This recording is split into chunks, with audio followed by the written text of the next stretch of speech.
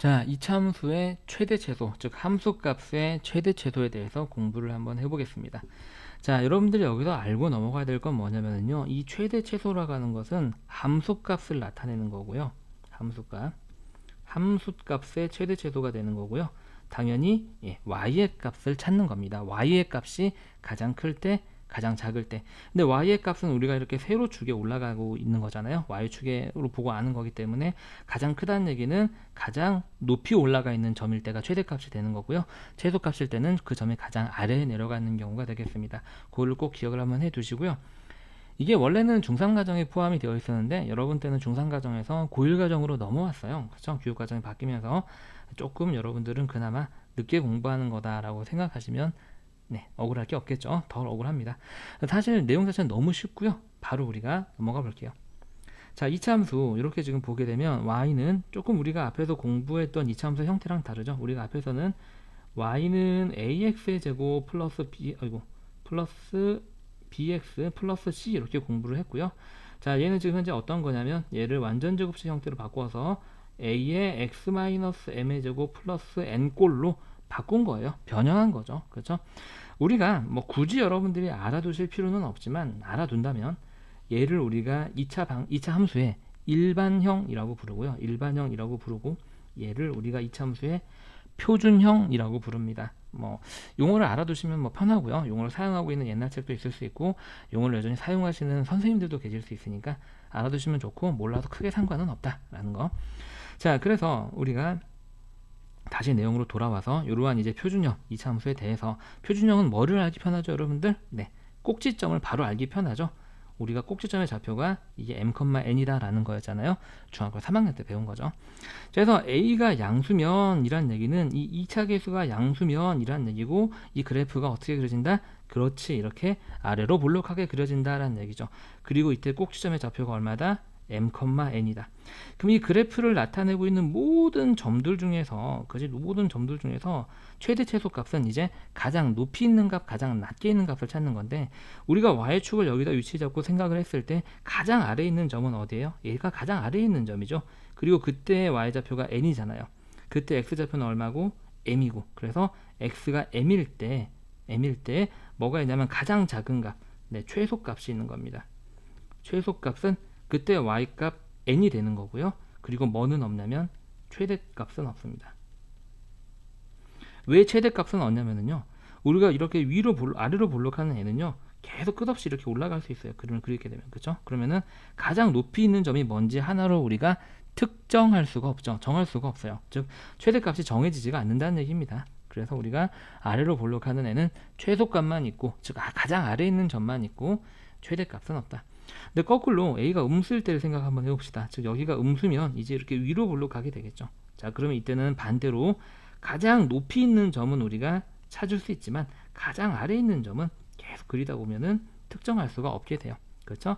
얘는 꼭지점의 좌표이기 때문에 꼭지점의 y좌표가 여기 있을 거고 그때 x좌표는 여기 m이 있겠죠. 그래서 이렇게 위로 볼록하게 되면 꼭지점 x좌표일 때 최대값을 갖게 됩니다. 가장 높이 있는 값.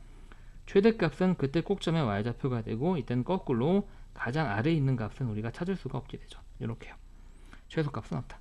자, 이해하셨나요, 여러분들? 우리가 이렇게 해서 일반적인 2차 함수의 최대 최소값을 생각해 볼 수 있습니다. 여기서 조금 여러분들이 알아둬야 될 내용은 뭐냐면 지금 우리가 다음에 배울 내용은 이렇게 x의 범위가 특정하게 정해져 있는, 제한되어 있는 건데 이렇게 1번을 보게 되면 x의 범위에 관한 얘기가 없잖아요. 그럴 때는요, 그냥 저절로 우리가 뭐를 가정을 하냐면 x의 범위가 정해져 있지 않으면 x는 모든 실수일 때 생각을 하는 거예요. 즉 x축 전체에 대해서 그래프가 그려지는 영역이 다 인정이 된다는 얘기입니다. 쉽게 얘기해서 그 말은 거꾸로 이렇게 범위가 정해져 있는 애들은 딱 그때만 함수가 그려지고 나머지 부분의 함수의 그래프는 인정되지 않는다라는 얘기예요. 주의하십시오. 봅시다. 그러면 자, 이렇게 x가 알파보다 크거나 같고 베타보다 작거나 같을 때, 즉 x 범위가 제한되는 경우는 2차 함수의 그래프의 최대 최소값은 뭐를 그려서 한다? 그렇지, 그래프를 그려서 하는 게 가장 정확합니다. 그래프, 무조건 그래프 그립니다. 뭐 문제에 따라 이런 문제들도 있어요. 뭐 f 알파, f 베타, 그 다음에 f에 꼭지점을 집어넣은 다음에 세 개 중에서 가장 큰 게 최대값이고 가장 작은 게 최소값이다. 맞아요. 맞는데요. 저거를 세 개를 다 집어넣을 필요가 사실 없어요. 그죠? 우리가 그래프를 그려서 언제 최소가 나오고 언제 최대가 나오는지 명확하게 확인할 수 있다면 이걸 세 개를 다 대입해서 찾을 필요가 없거든요. 무슨 말인지 가시죠? 그래서 그래프 그리는 능력도 굉장히 중요하기 때문에 우리는 그래프를 지금부터 그립니다. 아시겠죠? 네. 그래서 예제 문제 한번 봐볼게요. 자, 이렇게 주어진 x의 범위에 대해서 이 주어진 이차함수의 최대값과 최소값을 구하시오. 자, 보겠습니다. 자, 먼저 완전제곱 형태로 바꿔야 되겠죠? 그래서 x의 제곱 마이너스 2x, 이게 완전제곱이 되려면 절반의 제곱이 필요합니다. 그렇죠? 그래서 플러스 1 하고 이게 플러스 3이기 때문에 플러스 2를 해주면 원래대로 똑같게 되겠죠? 그래서 x 마이너스 1의 제곱 플러스 2가 되고, 이 그림을 그리는데 잘 보세요, 여러분들. 이 그림 그리는데 전에 설명했듯이 x축, y축 그림 그리는 거 아닙니다. 아시겠어요? x축, y축 필요 없어요, 그림 그릴 때. 자, 이거 보시면 위로 블록해요, 아래로 블록해요. 아래로 블록하죠? 아래로 블록하게 그림 그립니다. 요렇게요. 자, 그럼 여기가 꼭지점이 되는데 꼭지점 x좌표가 얼마예요? 1이죠. 그 다음에 그때 y값은 얼마예요? 2입니다. 자, 지금부터 x의 범위를 생각하는데 x가 어디서부터 어디까지 움직여요? 0부터 3까지 움직이죠. 자, 0은요 1보다 왼쪽으로 한 칸 갔을 때 0이 있고요, 3은 1에서 오른쪽으로 한 칸, 두 칸 갔을 때 3이 있는 겁니다. 그래서 이렇게 여기가 x가 0일 때가 되고요, 그 다음에 이렇게 가서 여기가 x가 3일 때가 됩니다. 그럼 실제 그래프는요 x가 0부터 3까지만 인정이 되기 때문에 여기가 실제 그래프가 됩니다. 이 부분만요. 그럼 이 부분에서 여러분들 가장 낮은 값, 가장 아래에 있는 값은 얼마예요? y가? 그렇죠, 2일 때가 되겠죠. 그래서 최소값은 2가 되는 거고요. 최대값은 2일 때는 계산할 필요가 없이 여기가 최대값 x가 3일 때잖아요. 3만 집어넣고 계산하시면 돼요. 그래서 최대값 라지 m은요 f의 3이 되고요, 그 3을 여기다가 집어넣고 계산하셔도 되고 여기다 집어넣고 계산하셔도 되고, 네, 이렇게 우리가 쉽게 구할 수 있습니다. 얘를 그냥 3개 다 계산하기, 그래프 그리기 싫어, 그래프 어떻게 그리는지 잘 모르겠고 그냥 3개 다 집어넣고 큰 거 작은 거 찾을래, 답은 나오기는 하는데요, 여러분들 그래프를 해석하는 능력 자체가 굉장히 떨어지게 돼요. 그 방법을 계속 의존하게 되면은. 그래서 그래프를 그리는 게 지금은 조금 생소하고 어렵더라도 꼭 그래프를 그려서 공부하시길 바랍니다. 자, 여러분들 이런 생각을 하실 수가 있어요. 선생님, 이거를 완전제곱식 이렇게 바꿔야 되고, 그죠? 이렇게 주어진 거 완전제곱 바꿔야 되고 너무 계산 과정이 많지 않습니까? 그냥 이거 3개 대입하면 되는데. 자, 얘도요, 그래서 그래프를 조금 더 빠르게 그리는 방법이 있어요. 그게 3번인데요. 자, 우리가 이차함수 y는 ax의 제곱 플러스 bx 플러스 c의 꼭지점의 x, 결과적으로 이차함수에서 중요한 건 꼭지점이에요. 꼭지점.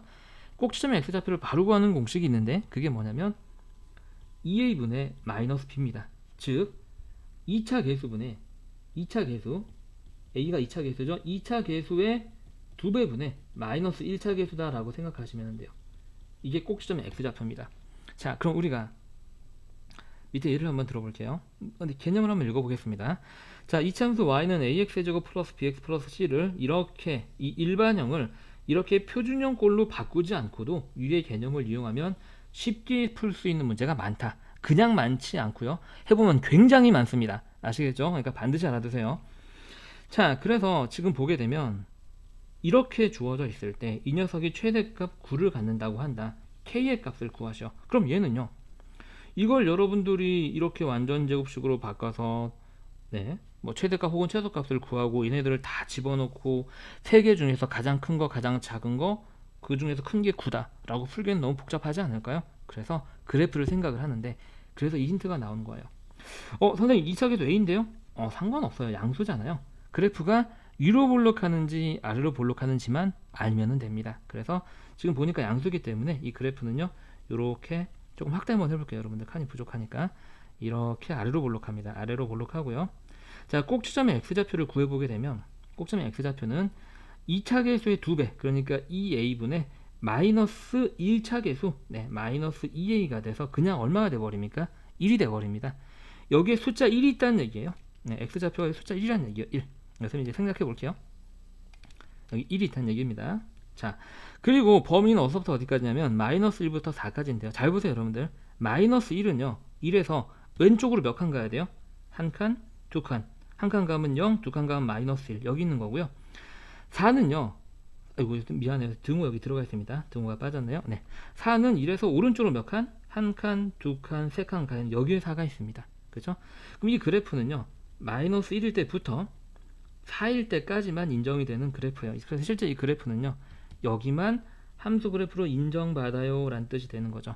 그럼 저기에 있는 이 그래프가 그려지는 부분 중에서 y값이 가장 높이 올라간 부분은 어디예요? 네, 여기입니다.